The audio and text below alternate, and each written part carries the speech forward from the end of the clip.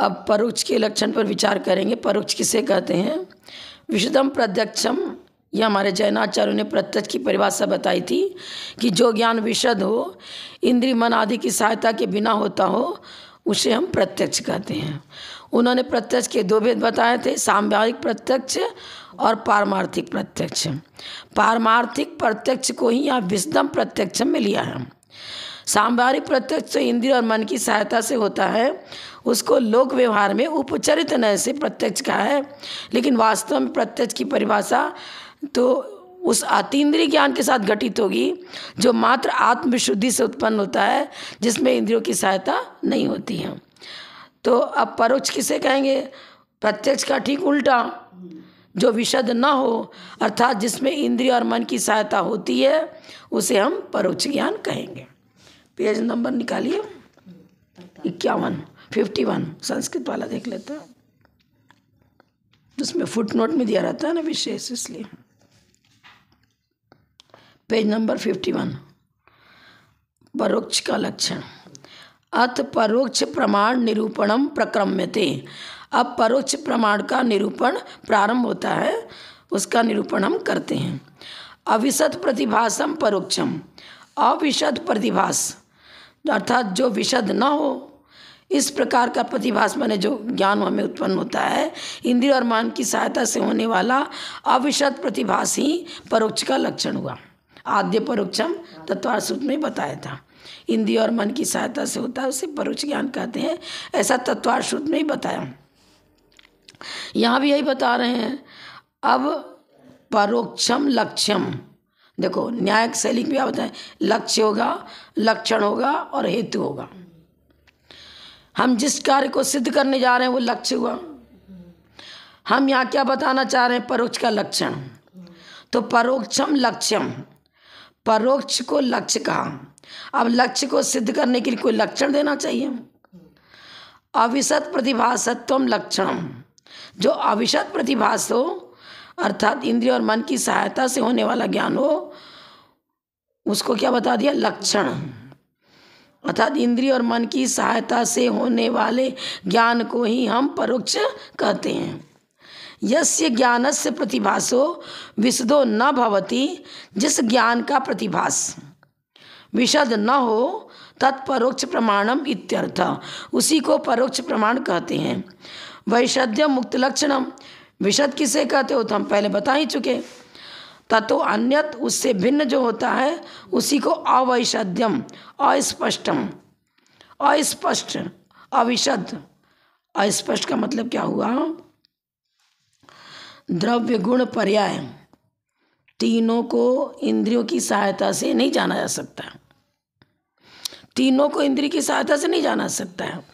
आप कहो कि हम आंखों से देख रहे हैं चींटी है, ये मक्खी है, तो इसको तो विशद करना चाहिए। पर हमारे आचार्य ने परिभाषा क्या बताई विशद की? आत्मोक्त ज्ञान। इंद्रिय और मन की सहायता से जो ज्ञान होता है उससे मात्र व्यंजन पर्याय नजर आ रही है। चींटी का शरीर नजर आ रहा है, हाथी का शरीर नजर आ रहा है। आप द्रव्य को कैसे जानोगे? जीव द्रव्य नहीं दिख रहा हमें, वो तो जीव अमूर्तिक है, लेकिन सशरीरी होने पर जो उसका शरीर बॉडी है वो हमें नजर आ रहा है। और द्रव्य भी नजर नहीं आता इंद्रियों से और गुण भी नजर नहीं आते। जैसे हमने कई बार बता चुके, गुण में लेंगे वर्ण, जैसे पुद्गल है, ठीक है, आत्मा का तो गुणानंद चतुष्ट है, वो तो नजर आ ही नहीं रहा है। लेकिन मान लो मूर्त पदार्थ का भी ले रहे हैं तो वर्ण गुण हुआ, वो वर्ण गुण इंद्रियों को इंद्रिय से गोचर नहीं होता।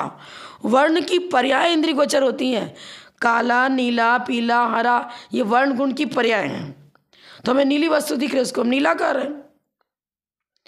तो वर्ण के की जो पर्याय हैं वो नजर आ रही है इंद्रिय को, इंद्रियों से गुण तो नजर नहीं आता है।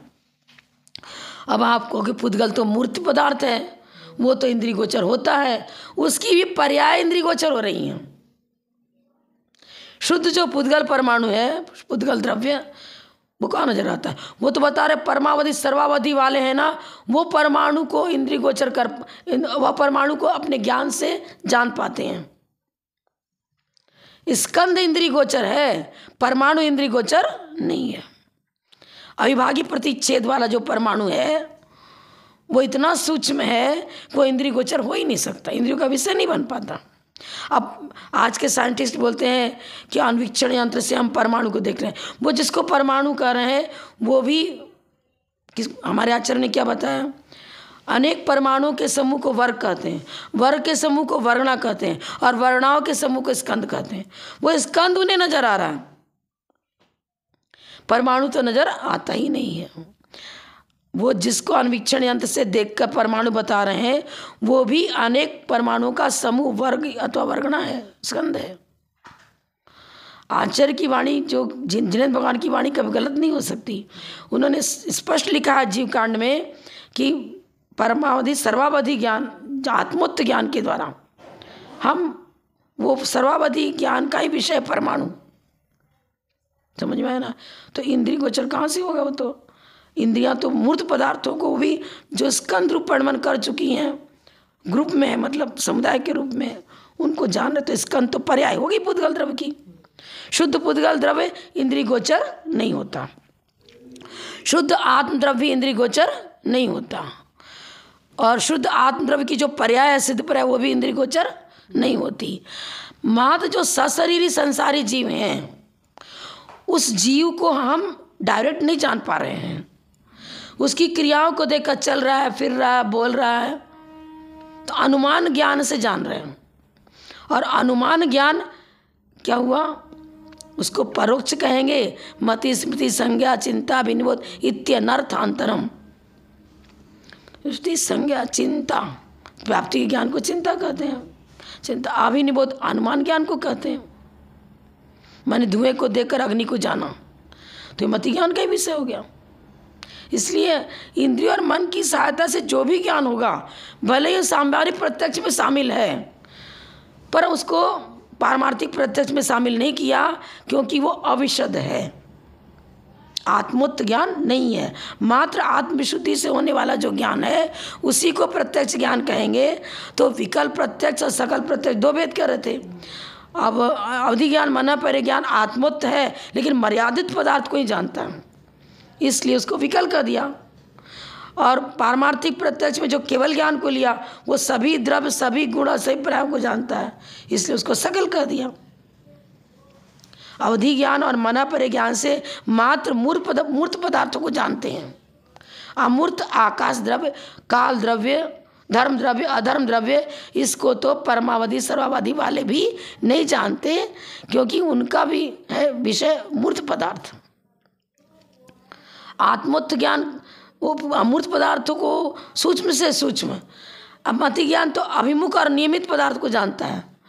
और अवधि ज्ञान, मना परे ज्ञान जो सामने नहीं है, इंद्रिय गोचर नहीं हो रहा है, इंद्रियों की सहायता के बिना होता है, वो आत्मशुद्धि के बल से आपकी भूत पर्याय कोई बता देंगे, भावी पर्याय कोई बता देंगे। और मना परे ज्ञान, आप मन में क्या सोच रहे हो वो इंद्रिय गोचर तो हो नहीं रहा, और मन की सहायता से भी नहीं जान रहे, वो दूसरे के मन में स्थित पदार्थ को जान रहे बिना मन की सहायता से, बिना मन और बिना इंद्रिय की सहायता से दूसरे के मन में स्थित पदार्थ को जान रहे हैं। आत्मोत्त ज्ञान है ये भी। इसलिए विशद और अविशद दोनों बिल्कुल अलग अलग अपनी अपनी परिभाषा को लिए हुए हैं। जो इंद्रिय और मन की सहायता से होता है उसे परोक्ष कहते हैं, और जो इंद्रिय और मन की सहायता के बिना होता है उसे प्रत्यक्ष कहते हैं। क्लियर हो गया है? तो इसलिए आचार्य बता रहे हैं, हमने वैशद्य का अर्थ पहले बता दिया था, ततो अन्यत, उससे जो भिन्न, अर्थात अवैषद्यम अस्पष्टम परोक्षम। जो अविशद है और अस्पष्ट है, स्पष्ट अस्पष्ट क्यों कह दिया? भाई द्रव्य गुण पर्याय सहित पूरा कहाँ जान रहे हैं? अधूरा ही जान है, अधूरा ही ज्ञान है। पर्याय को जान पा रहे हैं, गुण को भी नहीं जान पा रहे, द्रव्य को भी नहीं जान पा रहे, तो स्पष्ट कहाँ हुआ? ये चश्मा यहाँ रखा हुआ है, चश्मा का केस, अरे सामने दिख तो रहा है कि चश्मा केस है, इसको प्रत्यक्ष तो स्पष्ट तो है, नहीं, स्पष्ट नहीं है, ये पुद्गल की पर्याय है। इसमें वर्ण गंध रस स्पर्श सभी है। हमें वर्ण नजर आ रहा है, आकार नजर आ रहा है, लेकिन इसके अनंत धर्मात्मक वस्तु है। वो सारे धर्मों में नजर आ रहा है क्या? इसमें वर्ण है, गंध है, रस है, स्पर्श है। रस का ज्ञान हो रहा है क्या इंद्रियों से? नहीं हो रहा है ना। माने हम एक साथ वर्ण गंध रस स्पर्श चारों का ज्ञान एक साथ प्राप्त नहीं कर पाते हैं। जिस समय वर्ण का ज्ञान होता है उसी समय गंध का ज्ञान नहीं हो पा रहा है। जिस समय गंध का ज्ञान होता है उस समय वर्ण का समय भेद पड़ेगा।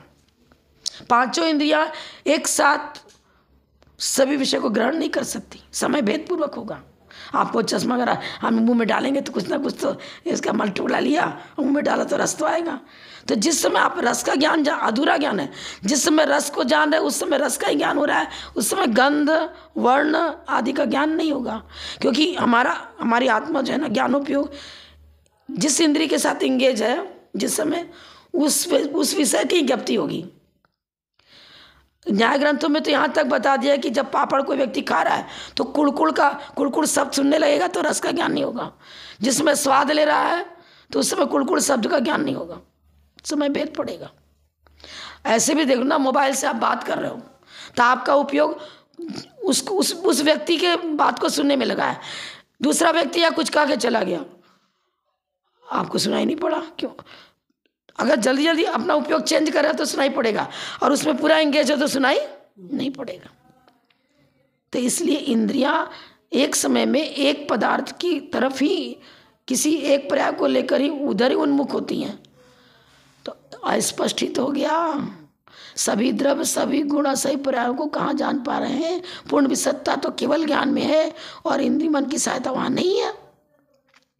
अवधि ज्ञान मन परिज्ञान में इंद्रिय की सहायता नहीं, न मन की सहायता है, इसलिए वो भी विशद है। अब क्लियर हो गया कि अविशद किसे कहेंगे? जो इंद्रिय और मन की सहायता से होता है उसी को अविशद कहते हैं, और अविशद मन परोक्ष। अब शंका कर अपनी अपनी बात करने लग गया, अन्य मतावलंबी। एक क्या कहता है, सामान्य मात्र विषयत्वम परोक्ष प्रमाण लक्षणम। अरे परोक्ष का लक्षण क्या करो? सामान्य मात्र, सामान्य को जो ग्रहण करता है उसी को परोक्ष मानते हैं हम। तो तुम कहते रहो अविशद परोक्षम, अविशद परोक्षम तुम्हारे द्वारा बताया हुआ लक्षण हम नहीं मानते। हम तो ये मानते हैं कि जो सामान्य पक्ष मात्र को ग्रहण करना, इसी को हम परोक्ष कहेंगे। सामान्य मात्र लिख रहा है ना। अब आचार्य बता रहे हैं सामान्य मात्र को विषय करने वाला ज्ञान सम्यक ज्ञान है ही नहीं। वस्तु सामान्य विशेषात्मक है। सामान्य विशेष दोनों ही धर्मों का पुंज ही वस्तु है। मात्र सामान्य धर्म को ग्रहण करने वाला कोई धर्मी है ही नहीं। दुनिया में कोई भी ऐसा पदार्थ नहीं है जो मात्र सामान्य धर्म को रखने वाला हो, विशेष धर्म से रहित हो। विशेष धर्म से रहित और मात्र सामान्य वाला कोई वस्तु ही नहीं है, ना वस्तु है। और जब वस्तु वैसा नहीं है तो ज्ञान भी किसको ग्रहण करेगा? आपको कैसे देखो, सामान्य का मतलब, हमने घट को ले लो, घट उदाहरण के लिए मैं मान लिया कि हम घट को सामान्य पक्ष में ले रहे हैं। अब घट कहा तो घट का ज्ञान हुआ, पर कौन सा घट? आप चांदी वाला घड़ा मंगवा रहे हो कि सोने वाला घड़ा मंगवा रहे हो कि पीतल वाला कि तांबे का कि स्टील का? विशेष पक्ष होगा ना। कोई ना कोई धातु से बना हुआ घड़ा है।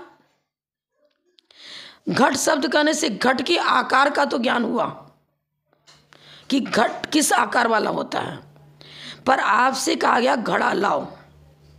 अब आप तत्काल प्रश्न करोगे, भाई मार्केट में तो हर तरह का घड़ा है, पीतल का घड़ा भी मिलेगा, स्टील का भी मिलेगा, चांदी का भी मिलेगा। आप किस घड़े की चर्चा कर रहे हो? विशेष पक्ष ज्ञात होगा तब उसमें सुन करके वो सक्रिय होगा कि हमें क्या करना, इसे क्या समझ में आएगा?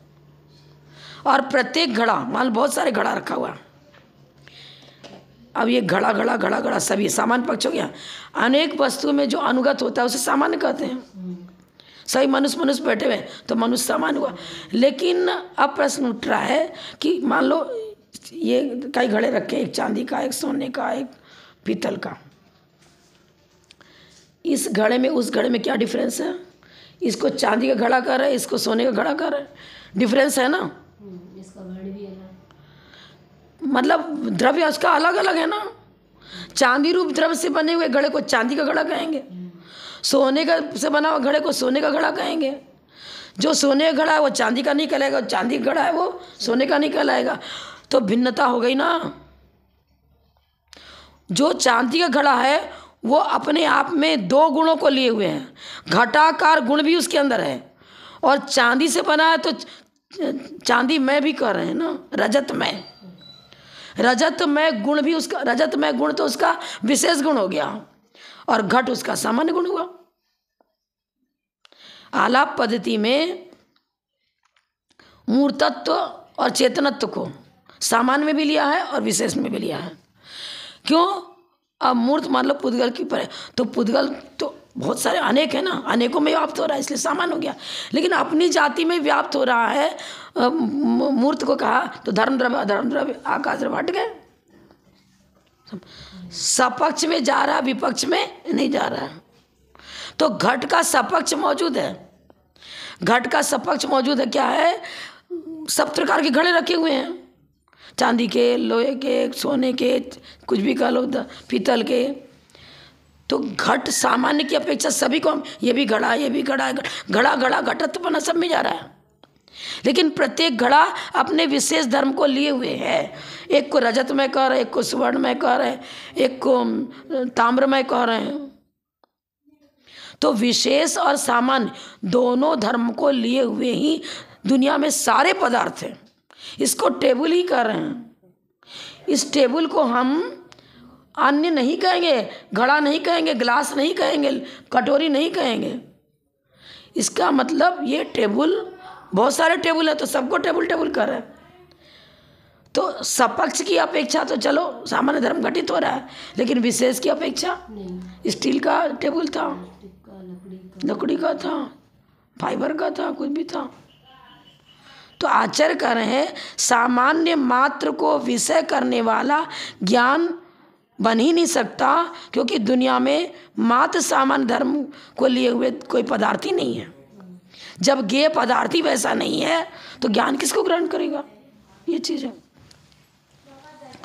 आचार्य ने कह दिया तन न, तुम कहते हो सामान्य मात्र को विषय करने वाला परोक्ष प्रमाण है, या इसको प्रामाणिकता नहीं मिलती। आपका कथन सत्य नहीं है, प्रामाणिकता को लिए हुए नहीं है, यथार्थ नहीं है। क्यों? प्रत्यक्षस्य इव परोक्षस्यापि सामान्य विशेषात्मक वस्तु विषयत्वेन तस्य लक्षणस्य असंभवित्वात्। असंभव दोष आता है। 3 दोष बताए थे ना हमारे आचार्य ने, अव्याप्ति, अतिव्याप्ति और असंभव। यदि सामान्य मात्र को विषय करने वाला आप ज्ञान परोक्ष कहो तो आपके हेतु में कौन सा दोष आता है? यह हेतु क्या हुआ? असंभव दोष से ग्रसित है, अर्थात हेत्वाभास। हेत्वाभास माने ऐसा हेतु जो सदोष हो। सदोष हेतु के हेत्वाभास कहते हैं। तुमने जो हेतु दिया, क्या दिया? जो सामान्य मात्र को विषय करने वाला हो उसे हम परोक्ष कहेंगे। परोक्ष हो गया लक्ष्य, और सामान्य मात्र विषयत्वात् यह हो गया हेतु। तो आपका हेतु सही हेतु नहीं है। हेत्वाभास अर्थात असंभव दोष से ग्रसित हेतु है, इसीलिए उसको प्रामाणिकता नहीं दी जाएगी। यह आपका कथन अप्रामाणिक है। क्या बताया? तस्य लक्षण से असंभवित्वात्, असंभव दोष से ग्रसित होने के कारण तुम्हारे द्वारा दिया हुआ लक्षण सही नहीं माना जाएगा, प्रामाणिकता नहीं दी जाएगी उसको। और स्पष्ट कर रहे हैं घटादि विशेषु प्रवर्तमानम प्रत्यक्षम। सामने इंद्रिय प्रत्यक्ष की अपेक्षा चर्चा कर रहे हैं। सांभारिक प्रत्यक्ष की अपेक्षा घट आदि पदार्थों में प्रवर्तमान मेरा इंद्रियजन ज्ञान प्रत्यक्ष जो हुआ उसमें क्या है? सामान्य आकारम। सामान्य आकार तो सब में आ जा रहा है, सपक्ष को लेकर के सामान्य अक्षर सब में जा रहा है। ये भी घड़े के आकार का, ये भी घड़े के आकार घड़े का। घटत्व आदि व्यावृत्ताकारम, व्यावृत्ताकारम व्यक्ति रूपम। अगर व्यक्ति रूप से देखेंगे तो व्यावृत्ति बनेगी, अगर माने विपक्ष सपक्ष में जा रहा है, पक्ष में जा रहा है, ठीक है, तो अनुवृत्ति हो गया। अनुवृत्ति और व्यावृत्ति तो होता है ना। क्या बताया था? अन्वय और व्यतिरेक बताया था ना। अनुवृत्त होना अन्वय हो गया, और व्यावृत्त हट रहा है। सोने के घड़े को चांदी का घड़ा नहीं कहेंगे, तो व्यावृत्त हो गया ना। घटाधिकम व्यावृत्ताकारम व्यक्ति रूपम। जब व्यावृत्ताकार पक्ष को स्वीकार करते हैं, कहते हैं, तब वो घड़ा एक अन्य घड़ा सिद्ध होता है। सोने घड़े से चांदी घड़ा अन्य सिद्ध होगा। व्यावृत्ताकार, व्यावृत्ताकार माने विशेष पक्ष को लेकर, व्यक्ति रूप माने विशेष पक्ष को लेकर चर्चा करेंगे तो सोने के घड़े को सोने का ही कहेंगे और चांदी घड़े को चांदी का ही कहेंगे। जो एक रजत में एक स्वर्ण में दोनों में भिन्नता होती है, पर सामान्य आकार के पे चर्चा करेंगे तो भाई ये भी घड़ा, ये भी घड़ा। घड़ा में जल धारण करने की शक्ति है, वो शक्ति दोनों में मौजूद है। किसी पदार्थ को रखने की शक्ति वो दोनों में मौजूद है। तो सामान्य जो गुणधर्म है उनकी अपेक्षा से तो वो उसमें एकीकरण नजर आता है, किसी अपेक्षा से, माने सदृशता की अपेक्षा से। सदृश हैं।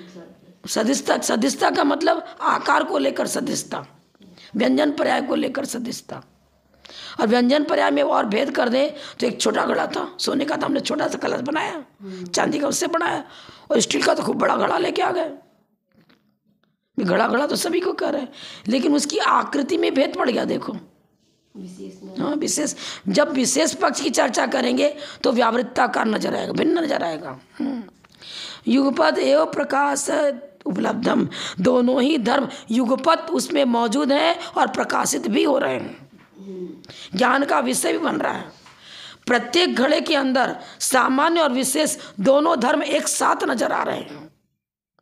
रजत में ये भी नजर आ रहा है और घटाकार नजर आ रहा है, तभी इसको घड़ा कह रहे हैं। उसकी घट आकृति भी नजर आ रही है और रजत में बना है वो भी नजर आ रहा है। युगपत एक साथ नजर आ रहा है,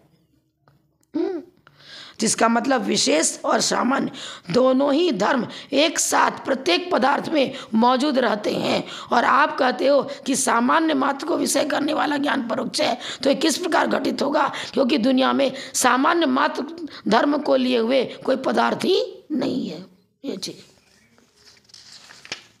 इसलिए तुम्हारा लक्षण घटित नहीं होता, गलत हो जाता है। लेकिन जिनेन्द्र देव के द्वारा कथित जो जैन फिलॉसफी है उसमें क्या बताया गया? अविशदम परोक्षम, इसमें किसी प्रकार का दोष नहीं आता। यानी कि ये कहना चाह रहे परोक्ष में भी सामान्य विशेष को लेंगे। हाँ, सामान्य विशेषात्मक वस्तु, जब वस्तु ही सामान्य विशेषात्मक है तो जो है वही तो ज्ञान का विषय बनेगा। जो वस्तु का स्वरूप उसमें घटित हो ही नहीं रहा है वो ज्ञान का विषय कैसे बनेगा? प्रमाण किसे कहें? सम्यक ज्ञानम प्रमाणम। सम्यक ज्ञान किसको कहेंगे? सामान्य विशेषात्मक वस्तु को जो ग्रहण करता है उसे प्रमाण कहते हैं। और प्रमाण के द्वारा गृहीत वस्तु को अर्पिता अनर्पित सिद्धे, एक को विवक्षित करता है अन्य को अविवक्षित करता है, इस प्रकार कथन करता है, उसे न्याय कहते हैं। और प्रमाण न्यायात्मको न्याय, जो प्रमाण और न्याय दोनों को का विषय बनता है वही न्याय हुआ। न्याय करो, यहाँ सही न्याय क्या है? न्याय मतलब समीचीन निर्णय, यथार्थ निर्णय। अब वस्तु सामान्य विशेषात्मक ही है और सामान्य मात्र मानो तो मूल में ही भूल हो गई। दुनिया में कोई वस्तु है ही नहीं। आप कहो हम गुलाब का पेड़ देखा, हमने गुलाब के पेड़ देखे हैं, उसमें फूल भी देखा है, पर मुझे तो आकाश में पेड़ उगा है उस पेड़ में से फूल लेकर के आओ। ये वाला आकाश द्रव नहीं ले, लौकिक जिस जनरल लोग जिसको आकाश कहते हैं, ऊपर आसमान। हाँ, जो सौधर्म का विमान की कांति नजर आ रही आजकल, लौकिक मतलब लौकिकता को लिए वो तो उसी को आकाश करे। तो क्या ऊपर आकाश में पेड़ है क्या? फूल है? पेड़ है ही नहीं। खरगोश को सींग होते ही नहीं है। हमको वो वाला खरगोश चाहिए जिसमें कि सींग उगा हुआ हो। वर्तमान पर्याय की अपेक्षा वर्तमान में वो जीव जिस समय खरगोश की पर्याय में है, उस खरगोश की पर्याय में सींग नजर आएगा क्या? है क्या? और हमको सींग वाला खरगोश चाहिए, जिसको सींग लगा हुआ हो वर्तमान में, वो वाला खरगोश लेके आओ। संभव है क्या? तो जैसे ये असंभव है, इसी प्रकार ये भी असंभव है कि आप कहो कि सामान्य मात्र वस्तु होती है, तो सामान्य मात्र धर्म को लिए हुए दुनिया में कोई पदार्थ है ही नहीं। कोई भी खरगोश ऐसा नहीं है जिसमें सींग उगा हुआ हो। इसी प्रकार दुनिया में कोई भी पदार्थ ऐसा नहीं है जिसमें मात्र सामान्य धर्म हो, विशेष धर्म मौजूद ना हो। तो फिर तुम्हारा तो बकवास हो गया, सम्यक ज्ञान का विषय ही नहीं रहा, बकवास मात्र हुआ। इसलिए तुम्हारे द्वारा किया गया परोक्ष का लक्षण किसी प्रकार घटित नहीं होता।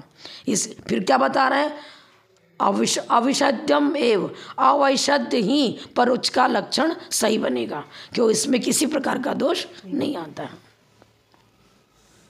सामान्य विशेषयो एकतर विषयत्वे तु प्रमाणत्वस्यैव अनुपत्ति। अच्छा, सामान्य और विशेष इन दोनों में भिन्नता भी है। सामान्य धर्म को सामान्य धर्म ही कहेंगे, विशेष धर्म को विशेष धर्म ही कहेंगे, उल्टा पलटा भी नहीं कर सकते। अनुपत्ति, भाई सामान्य को तुम विशेष धर्म मान लो, विशेष को सामान्य धर्म मान लो, कैसे बनेगा? द्रव्यार्थिक नय का विषय है सामान्य, पर्यार्थिक नय का विषय है विशेष। सामान्य से हम जीव द्रव्य हैं, जीव हैं हम सामान्य से, लेकिन मेरी पर्याय इस समय व्यंजन पर्याय मनुष्य पर्याय चल रही है। और ले लो तो मनुष्य में भी उच्च गोत्री हैं, जैन धर्मावलंबी हैं, हम कौन है, आर्यिका है, कि कोई लड़की की चर्चा चल रही, किसी लड़के की चर्चा, बालक की चर्चा चल रही, कि बुजुर्ग की चर्चा चल रही। अनेक भेद प्रभेद हो जाएंगे। भेद प्रभेद पूर्वक चर्चा करना ये हो गया विशेष, हुआ ना। हिंदी में भी इसको इस प्रकार क्लियर किया, आपको नहीं समझ में आया तो पेज नंबर 173 निकालो, पेज नंबर 173। इधर लिखा था, क्या लिखा था? सामान्य विशेष, कहाँ पढ़े? सामान्य विषयो विशेषयो एकतर विषयत्वे, सामान्य और विशेष इन दोनों में से किसी एक को विषय करने वाला। 20 नंबर लिखा ना जहाँ पर हिंदी में, देखो, सामान्य और विशेष में से किसी एक को विषय करने वाला, अर्थात मात्र विशेष को मानो, मात्र सामान्य को मानो, दोनों ही गलत हो जाएंगे। द्रव्यार्थिक ने और पर्यार्थिक ने दोनों में मुख्यता और गौणता कर रहे हैं। स्वरूप में न मुख्यता है न गौणता है। स्वरूप क्या है? सामान्य विशेषात्मको वस्तु। वस्तु स्वरूप में गौणता और मुख्यता नहीं होती है, कथन प्रणाली में गौणता और मुख्यता होती है, क्योंकि वचन में वो शक्ति नहीं है जो सारे धर्मों को एक साथ कर सके। तो नए प्रतिपादन करने की एक विधि है, माने इसको मीडियम कहेंगे, जैसे English medium, Hindi medium, Sanskrit medium. तो मीडियम माने माध्यम। तो वचन प्रणाली को नए कहते हैं ना, वचन प्रणाली को नए कहा। नए वस्तु के स्वरूप को बताता है, क्योंकि एक धर्म को मुख्य करेगा, दूसरे को गौण करेगा, ये नहीं कहेगा। वो ये नहीं बताता है नए कि द्रव्यार्थिक ने ये नहीं कहता कि वस्तु में मात्र सामान्य धर्म पाए जाते हैं। पर्यार्थिक ने ये नहीं कहता कि वस्तु में मात्र विशेष धर्म पाए जाते हैं। वो तो प्रमाण के द्वारा गृहीत विषय को, प्रमाण का विषय क्या हुआ? सामान्य और विशेष दोनों धर्मों को लिए हुए जो पदार्थ होता है वो प्रमाण का विषय हुआ। अब हमें उनके धर्म का निरूपण करना है, बताना है। तो हमारे वचनों में ये शक्ति नहीं कि सभी धर्मों को एक साथ कर सकें। तो हम द्रव्यार्थिक नय को विषय को मुख्य बनाते हैं और पर्यार्थिक नय के विषय गौण कर देते हैं। तो वचनों में गौणता और मुख्यता है, स्वरूप में गौणता और मुख्यता नहीं है। वस्तु तो सामान्य विशेष दोनों धर्मों को लिए हुए है। अकेला सामान्य, अनेक अकेला विशेष, किसी एक को विषय करो तो भी वो प्रमाणता नहीं बनती। सामान्य और विशेष में से किसी एक को विषय करने वाला मानने पर तो प्रमाणता ही नहीं बन सकती। जब प्रमाणता ही नहीं बनती है तो फिर उसका मूल्यांकन हम क्या करेंगे? वो समी यथार्थ कैसे बन पाएगा? सभी प्रमाण सामान्य और विशेष दोनों स्वरूप वस्तु को विषय करने वाले माने गए हैं, स्वीकार किए गए हैं, चूंकि वस्तु का स्वरूप ही ऐसा है। माने गए का इसका मतलब नहीं मनगढ़ंत मान लिया, वस्तु का स्वरूप ही ऐसा है। अभी हमारी मनुष्य पर्याय चल रही, व्यंजन पर्याय, बुद्धिमान, वर्तमान पर्याय मनुष्य पर्याय है। और कोई ये सिद्ध करना चाहे जबरदस्त कि तुम तो हाथी हो, तुम तो घोड़ा हो, तुम तो बैल हो, तुम तो नारकी हो, इसको कोई किसी प्रकार सिद्धि हो पाएगी क्या? ये तो पागल व्यक्ति कुछ भी किसको कह दे, उसके सारे वचन एक माने पागल व्यक्ति की चेष्टा होती, इस प्रकार मानी जाएगी, प्रामाणिकता दी जाएगी क्या? किसी प्रकार प्रामाणिकता नहीं है, क्योंकि वो घटित नहीं होता, उसमें सब असंभव दोषी सबसे पहले आ जाएगा। इसमें मतलब वर्तमान की अपेक्षा से कहेंगे भूत की वर्तमान की अपेक्षा, वर्तमान शब्द बोल दिया ना हमने, वर्तमान पर्याय बोला हमने तो प्रारंभ में ही। हम द्रव्यार्थिक न्याय के ऊपर चर्चा करेंगे तो द्रव्यार्थिक न्याय क्या करता है? द्रव्य की चर्चा करेगा, पर्याय की चर्चा नहीं करेगा। द्रव्यार्थिक न्याय ये बताएगा कि आप जीव द्रव्य हो। फिर 10 प्रकार के द्रव्यार्थिक न्याय बताए गए आलापत्ति में। तो द्रव्य की चर्चा करेगा, पर्याय को गौण करते हुए चर्चा करेगा। क्या बताएगा? कर्मोपाधि निरपेक्ष, कर्मोपाधि सापेक्ष, ऐसे करके चर्चा करेगा। उत्पाद व्यय को गौण करेगा और सत्ता को मुख्य करेगा, कभी सत्ता को मुख्य करेगा, उत्पाद व्यय को गौण करेगा, चर्चा करेगा। चर्चा द्रव्य की चर्चा कर रहा है और पर्यार्थिक न्याय के विषय को गौण कर रहा है, मुख्य कर रहा है। लेकिन वस्तु का स्वरूप तो ऐसा नहीं है ना। स्वरूप में तो सामान्य धर्म भी मौजूद है और विशेष धर्म भी मौजूद है। ये आपको लिखा हुआ कहीं पुस्तक में नहीं मिलेगा। ये जो जयपुर में नेमीचंद पाटनी ये आए थे नोडरमल स्मारक वाले, उन्हें प्रवचन सार की क्लास ली थी। बहुत लाइन, उन्हें बहुत गहराई से चिंतन करने वाला वो व्यक्ति था। उसने कहा देखो अपने विद्यार्थियों को पढ़ा रहा है प्रवचन सार, और हम लोग को पढ़ाने आते थे। तो उन्होंने ये बताया कि वस्तु का स्वरूप, स्वरूप माने गुण धर्म, सामान्य विशेषात्मक वस्तु है, उसमें सामान्य धर्म भी मौजूद है और विशेष धर्म भी मौजूद है। जब दोनों धर्म एक साथ मौजूद हैं और दोनों ही वस्तु की यथार्थ धर्म है, दोनों ही यथार्थ हैं, तो स्वरूप में न गौणता होती है न मुख्यता होती है। प्रतिपादन करते समय सामान्य और विशेष दोनों धर्मों का एक साथ कथन नहीं हो सकता। तभी तो सप्तभंगी न्याय में अवक्तव्य भी भेद किया है। अस्ति फिर नास्ति, फिर अस्ति नास्ति, फिर अवक्तव्य, फिर अस्ति अवक्तव्य, नास्ति अवक्तव्य और अस्ति नास्ति अवक्तव्य। 7 भंग बताए ना। ये 7 भंग कथन प्रणाली की अपेक्षा सप्तभंगी न्याय, भंग माने भेद, भेदपूर्वक कथन परिचय देंगे तो अनेक धर्मों का एक साथ परिचय वचन से दिया नहीं जा सकता। ये चीज है। वस्तु सामान्य विशेषात्मक ही है और वही प्रमाण का विषय बनेगी। और प्रमाण के द्वारा गृहीत पदार्थ को नय स्वीकार करता है और नय में भी सापेक्षो नयो सम्यक और निरपेक्षो नया मिथ्या। जो निरपेक्ष है वो मिथ्या होता है।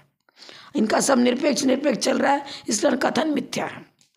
अकेला सामान्य कोई होता नहीं, अकेला विशेष कोई होता नहीं। हाँ, हम विशेष को भी स्वीकार करते हैं, सामान्य को भी स्वीकार करते हैं। नए प्रणाली से स्वीकार किया जाएगा। जिस समय अपने को मनुष्य कर रहे उस समय वर्तमान पर्याय में मनुष्य है, इसलिए सही है। लेकिन हम त्रैकालिक मनुष्य नहीं थे, पहले मनुष्य अभी मनुष्य आगे मनुष्य, ऐसा नहीं है। तो द्रव्यार्थिक ने ये बताएगा कि तुम त्रैकालिक मनुष्य नहीं हो। वर्तमान में मनुष्य बुद्धिमान आयु चल रही है, इसलिए तुमको मनुष्य कहा जाएगा। पर पर्यार्थिक नहीं कहेगा कि बुद्धिमान तुम्हारी मनुष्य आयु चल रही है, इसलिए वर्तमान में तुम मनुष्य हो। ये चर्चा हो गई। टाइम तो पता ही नहीं चलता,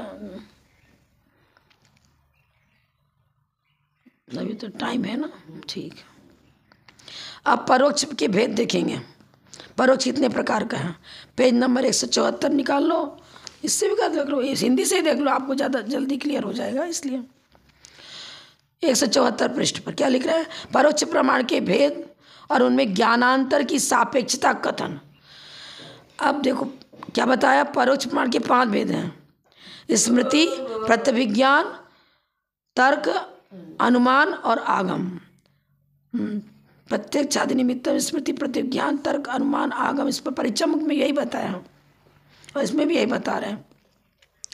जो स्मृति है उसको प्रत्यभिज्ञान नहीं कहेंगे, जिसको प्रत्यभिज्ञान कहते हैं उसको तर्क नहीं कहेंगे, जिसको तर्क कहते हैं उसको अनुमान नहीं कहेंगे, जिसको अनुमान कहते हैं उसको आगम नहीं कहेंगे, क्योंकि परिभाषा प्रत्येक की अलग अलग है। इसलिए 5 भेद किए गए हैं। मति ज्ञान के ही भेद है, मति ज्ञान के ही भेद। जैसे हम मनुष्य सभी हैं, ठीक है, सही मनुष्य हैं, लेकिन फिर भेद क्यों करते हो कि ये ब्राह्मण है, ये क्षत्रिय है, ये वैश्य है, ये शूद्र है, ये उच्च गोत्री है, ये नीच गोत्री है, ये अग्रवाल है, ये खंडेलवाल है, ये परिवार है। भेद कर रहे हैं ना, अलग अलग कुछ ना कुछ विशेषता है। अब इनके लक्षण में विशेषता होगी।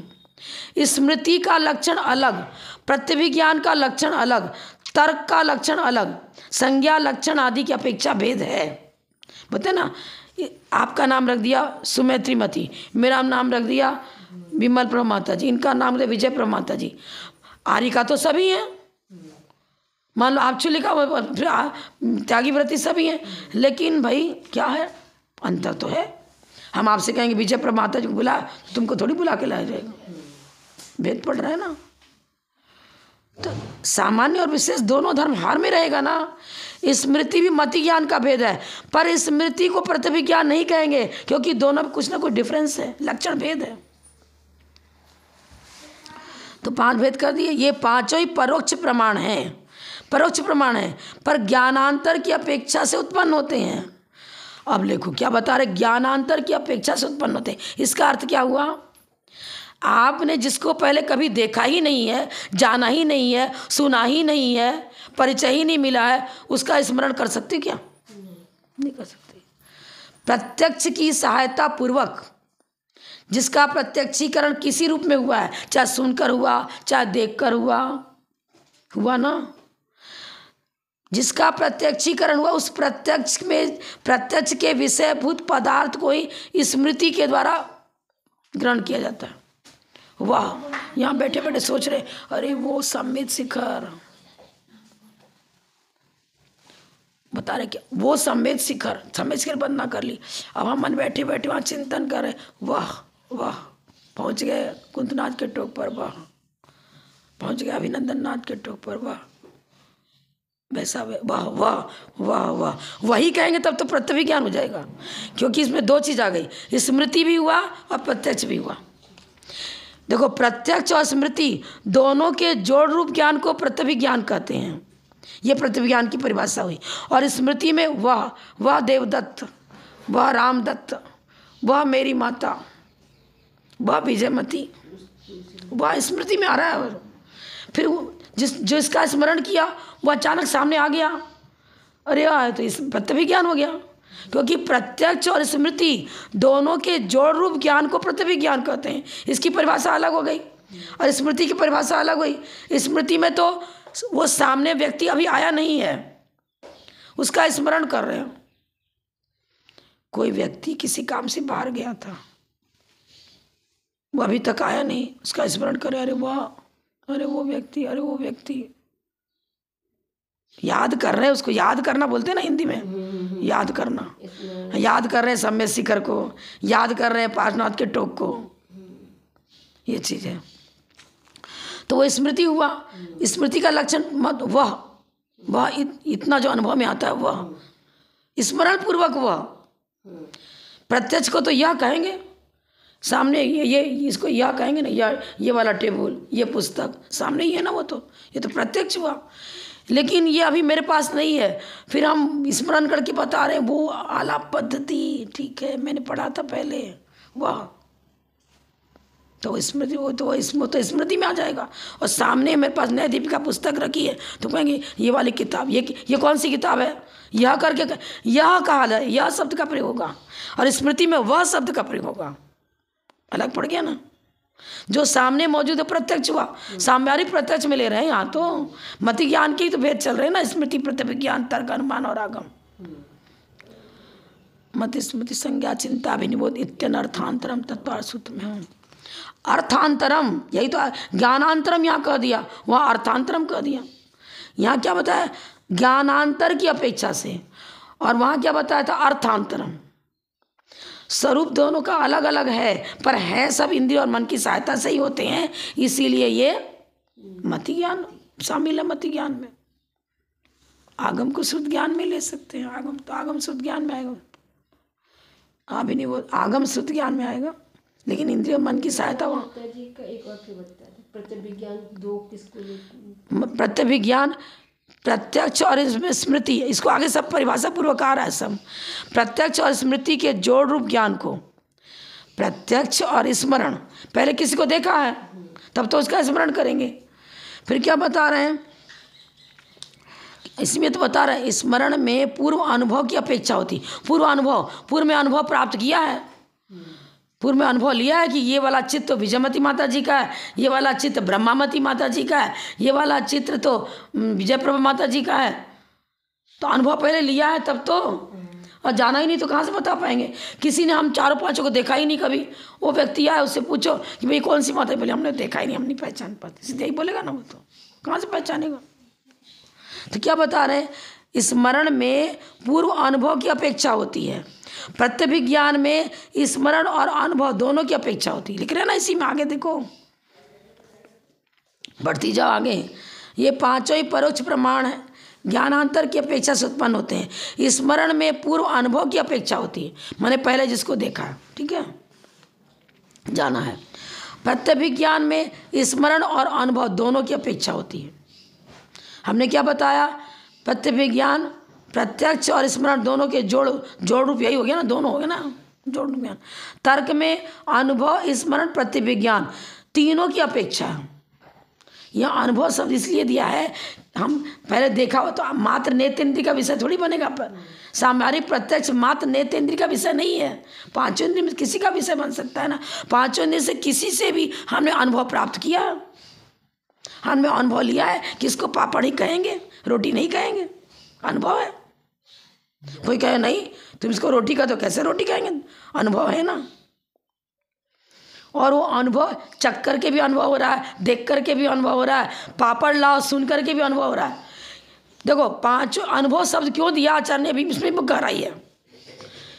जिसको पहले देखा यही कह देते, अगर देखा है कहेंगे तो मात्र नेत्र का विषय बना, पर मति ज्ञान में तो पांचों इंद्रियों का विषय लिया है। हाँ ये पापड़ है, देख करके इसको पापड़ कहा जा रहा है।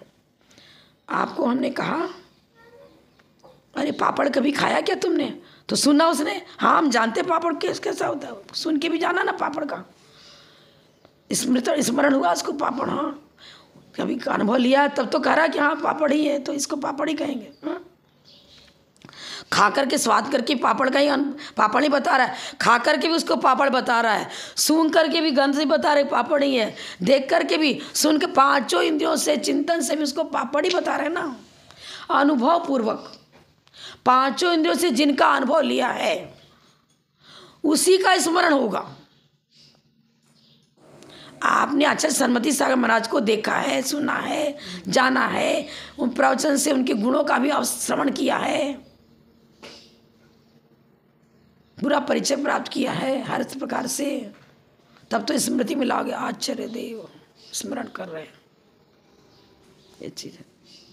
तो परिभाषा में इन्होंने अनुभव शब्द इसलिए तो दिया है बहुत गहराई से, कोई इसका खंडन कर ही नहीं सकता। अनुभव पांचों इंद्रियों से जिनको अनुभूत किया है हमने, वो हो गया सब क्या बोल सामव्यावहारिक प्रत्यक्ष में आ गया। अब जो सामव्यावहारिक प्रत्यक्ष ये भूमिका बन गई, अब जिसका सामव्यावहारिक प्रत्यक्ष का जो विषय बन चुका है उसी का हम स्मरण करेंगे। जिसका किसी प्रकार से परिचय ही नहीं हुआ उसका स्मरण क्या करेंगे, किसी भी इंद्रियों से इसका परिचय ही नहीं हुआ उसका स्मरण हो ही नहीं सकता, ये चीज़ है ना। इसलिए तो बता रहे हैं ये किसका अर्थ ज्ञानांतर की अपेक्षा, मतलब स्मरण में ज्ञानांतर कौन बना, अनुभव पूर्व जिसका पूरा अनुभूत पदार्थ, पूर्व में जिसका अनुभव किया वो अनुभूत पदार्थ। फिर स्मरण बता दिया, प्रत्यभिज्ञान में पूर्व अनुभव और स्मरण दोनों, स्मरण में पूर्व अनुभव की और प्रत्यभिज्ञान में स्मरण और अनुभव दोनों की अपेक्षा होती है। तर्क में अनुभव स्मरण प्रत्यभिज्ञान तीनों की अपेक्षा होती है, क्योंकि तर्क किसे कहते हैं, व्याप्ति के ज्ञान को तर्क कहते हैं। अब व्याप्ति हम तब बिठा पाएंगे जब पूरा कन्फर्म हो चुके हैं, हमने बार बार देखा है कि जहाँ जहाँ धुआं होता है अग्नि अवश्य होती है, और अग्नि की भी पहचान है कि जिसमें दाहकत्व माने जलाने की शक्ति होती है, प्रकाश भी होता है, उसी को हम अग्नि कहते हैं। अग्नि को भी देखा है, अग्नि से उत्पन्न हुए धुएं को भी देखा है, और व्याप्ति पूर्वक जाना है, समझा है कि जहाँ जहाँ धुआं होता है वहाँ अग्नि अवश्य होती है, पर जहाँ अग्नि होती है वहाँ धुआं हो भी सकता है और नहीं भी हो सकता है। समव्याप्ति विषम व्याप्ति पूर्वक पदार्थ की अच्छी जानकारी है, तो इस जानकारी को तर्क कहते हैं, इसी को व्याप्ति कहते हैं। होने पर होना, नहीं होने पर नहीं होना, अन्वय और व्यतिरेक पूर्वक जो चर्चा होती है उसी को तर्क कहते हैं। व्याप्ति के ज्ञान को तर्क कहते हैं। तो तर्क में हमको तीनों चीज़ की जानकारी होनी चाहिए, अनुभव, स्मरण और प्रत्यभिज्ञान। प्रत्यभिज्ञान मैंने पहचान, गुरु ने पहचान भी कराई कि देखो बालक देख यहाँ धुआं निकल रहा है, अरे धुआं तो है, आग कहाँ है, नहीं है आग, और उसको पहचान करें। देखो तुमने रसोई घर में देखा ना, तुम्हारी मम्मी लकड़ी जला रही थी, उसमें धुआं निकल रहा था ना, यहाँ धुआं है, तो पहाड़ पर अग्नि है तब तो धुआं निकल रहा है। अब उसको कई बार ऐसे से बार बार पहचान करें, अब वो निश्चित हो गया, पूरा जान कन्फर्म हो गया उसको कि ये धुआं है तो ये अग्नि अवश्य ही है, ऐसा। तो अब इस व्याप्ति पूर्वक समझ गया ना, तो व्याप्ति पूर्वक जिस पदार्थ का ज्ञान होता है उसको हम तर्क कहेंगे। इसमें तर्क में क्या होता है, अनुभव, स्मरण और प्रत्यभिज्ञान, इन तीनों ज्ञान पूर्वक तर्क की सिद्धि होती है। तर्क किसको कहते हैं, अनुभव, स्मरण और प्रत्यभिज्ञान पूर्वक होने वाला ज्ञान जो व्याप्ति को लिए हुए है उसे हम तर्क कहते हैं। अनुमान में लिंग दर्शन, लिंग माने जिस चिन्ह से वस्तु की पहचान होती है। अब कहते हैं ना, अब पता जिसमें चेतना हो, जिसमें जानने देखने की शक्ति हो उसे जीव कहते हैं। लिंग माने वो समर्थ हेतु, वो विशेष लक्षण, वो विशेष हेतु जिससे द्रव्य की पहचान होती है, उसे लिंग कहेंगे। चिन्ह विशेष है लिंग दर्शन। फिर व्याप्ति भी होना, चिन्ह विशेष तो नजर आ रहा है लेकिन व्याप्ति पूर्वक यदि नहीं है तो उसको मान्यता नहीं दी जाएगी। जैसे हम कह दें कि देखो ना, ये भी तो माता जी हैं, ये भी तो माता जी हैं, ये भी तो आरिका, ये भी तो आरिका है, तो आरिका ही है, और तुम कहो तो हम कहेंगे ठीक है आरिका तो हैं, लेकिन आपने चिन्ह विशेष से पहचाना है सब, भाई इनमें तो ये गुण धर्म पाया जाता है, इनमें ये गुण धर्म नहीं पाया जाता है, इनकी जन्मभूमि तो जबलपुर है, इनकी जन्मभूमि तो आरा है। और आकृति से, चेहरे से भी तो पहचान करोगे ना। हम सिद्ध करना चाहें कि माता फोटो तो है विजयपुर माता जी की, और हम कहें कि ये तो विजयमती माता जी हैं, स्वीकार करोगे क्या? नहीं स्वीकार करोगे ना। बहुत अंतर पड़ गया। वो व्यक्ति अलग है, वो जीवात्मा ही अलग है, ये जीवात्मा ही अलग है। उनका संबंध मात्र शिष्य और गुरु की अपेक्षा से है। ये शिष्य है, वो गुरु है, अंतर है ना। व्याप्ति का वो चिन्ह विशेष ढूंढना पड़ेगा जिसमें अव्याप्ति, अतिव्याप्ति, असंभव आदि दोष न हो। ये तो बिल्कुल असंभव दोष हो गया, क्योंकि ये जीव द्रव्य अलग, मेरा जीव द्रव्य अलग, इनका जीव द्रव्य आपका अलग ही हो गया ना, बिल्कुल पदार्थ प्रदेश भेद है। आप परिभाषा को लेकर देखो, जैसे हम ज्ञान का लक्षण जिसमें जानने की शक्ति उसे ज्ञान कहते हैं, और दर्शन सामान्य अवलोकन, दोनों का लक्षण अलग है ना, लेकिन दोनों ही चैतन्य की पर्याय हैं। दर्शन को लक्षण अलग, सामान्य अवभास को दर्शन कहते हैं, और दर्शन पूर्वक ज्ञान होता है छद्मस जीवों का। श्रुतम मति पूर्वम, ये भी आता है। मति ज्ञान श्रुत ज्ञान मति ज्ञान पूर्वक होता है। आ रहा है ना, लक्षण भेद पड़ रहा है ना, तो इस तरह लक्षण भेद यहाँ ही पड़ेगा। सही मति ज्ञान की पर्याय है, लेकिन है मति ज्ञान की होते हुए पर्याय दृष्टि से प्रत्येक का लक्षण अलग अलग हो रहा है ना। जो पुरुष है स्त्री नहीं है, हाँ, मनक भेद बनेगा ही बनेगा। चिन्ह विशेष, कौन सा चिन्ह विशेष जो व्याप्ति को लिए हुए है, और प्रतिविज्ञान भी सही चल रहा है, स्मरण भी सही चल रहा है, अनुभव भी सही चल रहा है। अनुभव भी समीचीन, स्मरण भी समीचीन, प्रतिविज्ञान भी समीचीन, और तर्क भी समीचीन हो रहा है। सब में यथार्थता होनी चाहिए, सब में प्रामाणिकता होनी चाहिए। अरे गणित सॉल्व कर रहे हो, एक जगह भी जोड़ घटाव में कहीं गलती हो गई तो पूरा ही गणित गलत हो जाता है ना, नहीं होता है क्या? वो हासिल जोड़ना पड़ता है ना, जोड़ा और जो बचा उसको भूल गए, गणित पूरा गलत हो जाएगा। थोड़ा भी चूक गया तो गलत हो जाएगा। इसलिए सब में समीचीनता होनी, यथार्थता होनी चाहिए। क्या बता रहे हैं? अनुभव भी आपका समीचीन होना, स्मरण भी यथार्थ होना, प्रतिविज्ञान भी सही होना। अब और लिंग विशेष चिन्हित विशेष से भी आपने समीच। अब क्या बता रहे हैं? अनुभव, स्मरण, प्रतिविज्ञान सभी सामान्य विशेषात्मक वस्तु ग्रहण कर रहे हैं। अनुभव भी सामान्य विशेषात्मक वस्तु ग्रहण कर रहा है, स्मरण भी सामान्य विशेषात्मक वस्तु का स्मरण कर रहा है, प्रतिविज्ञान भी सामान्य विशेषात्मक वस्तु ग्रहण कर रहा है, और साथ साथ अनुभव पूर्वक स्मरण, अनुभव और स्मरण पूर्वक प्रतिविज्ञान, और फिर तीनों पूर्वक अनुमान।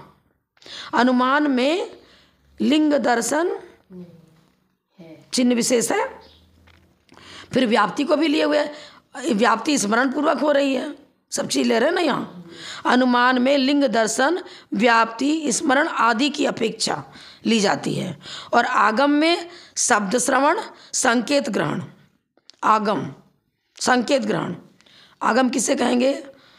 आ माने समन्तात, गम माने जानना, हर पहलू से वस्तु को जानना, आगमानुसारणी बुद्धि युक्ति कहते हैं ना।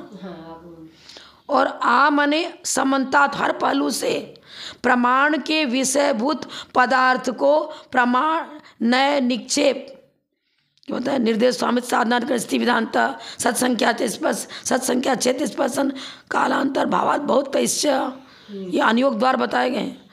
हर पहलू से वस्तु का जो जानकारी कराता है, द्रव्यार्थिक ने पर्यार्थिक ने दोनों का विषयभूत आगम है। जिनेन्द्र भगवान की द्वारा प्रतिपादित द्वादशांग जिन्मानी आगम है। वीतराग भगवान के द्वारा कथित आप तो पज्ञ मन उल्लंघ्य मध्यष्टेष्ट विरोधकम तत्वोपदेश कृत सारम शास्त्रम कापत घट्टनम। सम्यक ज्ञान की परिभाषा तत्वोपदेश कृत सारम शास्त्रम कापत घट्टनम बताया ना। अब ये आगम हुआ। आप तो पज्ञ जिनेन्द्र भगवान के द्वारा कथित वाणी जो प्रामाणिकता को लिए हुए है, प्रमाण और नए दोनों का विषयभूत जो ग्रंथ हुआ भगवान की वाणी, वो आगम हुआ। तो संकेत से भी जानते हैं, संकेत से भी सांकेतिक भाषा नहीं चलती क्या? संकेत माने आपको चिन्ह विशेष का ज्ञान करा दिया गया। कभी कभी अभिप्राय को वक्ता अपने अभिप्राय को मात्र इशारे से ही प्रकट करता है, बोला नहीं। अब आप इशारा समझने पूरे अभ्यस्त हो तो क्या किया? आपका हल्का सा बोला तो नहीं मुँह से, लेकिन इशारे समझ लिया। सांकेतिक भाषा चलती है। अब हमने ऐसे दिखाया, समझ गो कि माता जी पहले से भूमिका चल रही थी, बिहार का टाइम हो गया, हमने ये तो नहीं। अब ये थोड़ी पूछ रहे कितना बजा, हम तो घड़ी दिखा के आपको बता रहे हैं, संकेत कर रहे हैं। तैयारी नहीं करी तुमने, बस्ता बांधो जल्दी, समय हो चुका। हम मुंह से नहीं बोल रहे हैं बस्ता बांधो चलो बिहार का टाइम हो गया, मुंह से नहीं बोल रहे हैं, लेकिन घड़ी दिखा के संकेत कर दिया। अब समझ गया किस लिए संकेत किया जा रहा है। तो यानी इसके दो भेद हो गए। सांकेतिक भाषा चलती है ना। सांकेतिक भाषा का मतलब देखो, संकेत मतलब बिना बोले भी होता है, इस आँख के इशारे से भी होता है, उंगली के इशारे से होता है, कई प्रकार से होता है सांकेतिक भाषा। अब हमने पढ़ लिया पुस्तक में, धर्म द्रव्य किसे कहते हैं, अधर्म द्रव्य किसे कहते हैं, आकाश द्रव्य किसे कहते हैं। अब बच्चों से पूछा भैया बताओ धर्म द्रव्य किसे कहते हैं, अब उसको व्याप्ति भी मालूम है, मतलब सुना हुआ सब सुना, परिभाषा सुनी ना अपने गुरु से। क्या?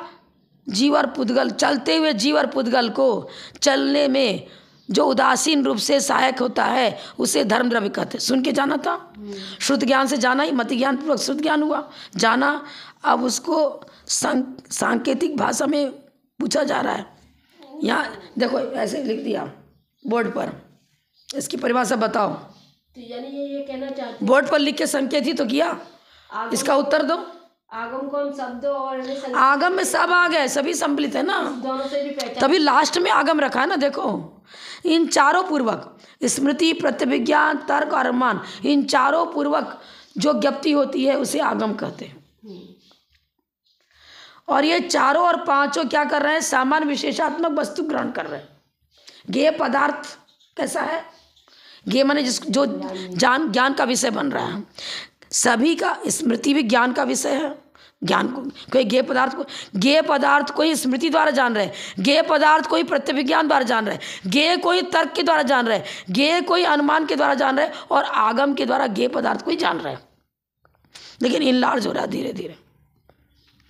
स्मृति और प्रत्यक्ष और स्मृति दोनों पूर्वक प्रत्यभिज्ञान, प्रत्यक्ष स्मृति प्रत्यभिज्ञान पूर्वक तर्क, और तीनों पूर्वक अनुमान, और फिर चारों पूर्वक आगम।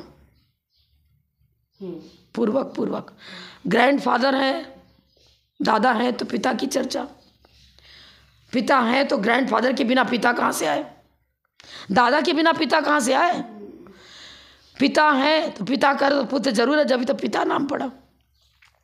पोता कह रहे तो इसका मतलब और कुछ है, ब्रांच पर ब्रांच बन रहा है ना, ये चीज़ है। पर पूर्व भूमिका को लिए हुए हैं सब। पोता है इसका मतलब इसके पिता भी थे, फिर इसके पिता के पिता भी थे, और उनके ही पिता थे, सब भूमिका आ जाएगी ना। यानी ये जो कहना चाहते हैं, हम आगम को शब्द और श्रवण से, संकेतों से भी यानी खंडित नहीं कर सकते, इसमें ये भी विशेषता है। हाँ, आगम में पूर्ववर्ती जितनी व्याख्या है सब सटीक है, सब निर्दोष है। उन चारों में निर्दोषता है तो आगम में निर्दोषता होगी। इसलिए ऐसा बता रहे हैं कि सब लोग अपना अपना आगम रखते हैं ना। वैष्णव मत वाले भी अपने ग्रंथ को कहते हैं मेरा भी आगम है, बौद्ध मत वाला बोलता है मेरा भी बौद्ध मत है, हर का अपना अपना आगम है ना। पर जब आपका आगम इंद्रिय प्रत्यक्ष से भी घटित नहीं हो रहा है, सामान्य एक मात्र सामान्य को ग्रहण कर रहा है, एक मात्र विशेष को ग्रहण कर रहा है, एक बोला क्षणिकवादी है, एक नित्यवादी है, आपकी पूर्व भूमिका ही 0/100 नंबर ला रही है, आगे क्या होगा? आगम की सिद्धि कहाँ से होगी? प्रत्यक्ष से ही तुम्हारा आगम घटित नहीं हो रहा है, स्मृति से भी घटित नहीं हो रहा है, तर्क से भी घटित नहीं हो रहा है, किसी से घटित नहीं हो रहा है, फिर आगम क्या? झूठा आगम, मिथ्या आगम। 10 0 रख दिया तो 10 0 जोड़ करके आंसर क्या देगा? 0 ही तो देगा।